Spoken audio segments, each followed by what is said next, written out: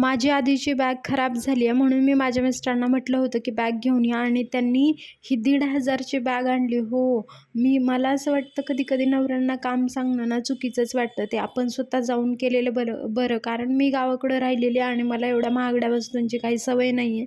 मी कसं 400-500 जास्तीत जास्त म्हणजे ₹500 पर्यंतची मी डेली यूजसाठी बॅग वापरेन. पण मी त्यांना म्हटलं होतं की माझी डेली यूजची जी आहे ना बॅग खराब झाली आहे. बाहेर पण कुठे जायला मला बॅग नाही आहे आणि मी त्यांना म्हटलं घेऊन या. ते गेले होते आज बाहेर पिंपरीमध्ये आणि त्यांनी ही कसल्या तरी ब्रँडची बॅग घेऊन आली आणि म्हणतात की खूप चांगली आहे, खूप दिवस टिकेल. आता बायकांना सवय असते की खूप जपून-जपून गोष्टी वापरायच्या आणि अशा नवीन गोष्टी तर घरात आणल्यावरती 6 महिने त्याला जपण्यासाठीच जातात. तर अशा प्रकारे ही बॅग आहे बघा आणि ही खरंच एवढी महागडी बॅग आहे का?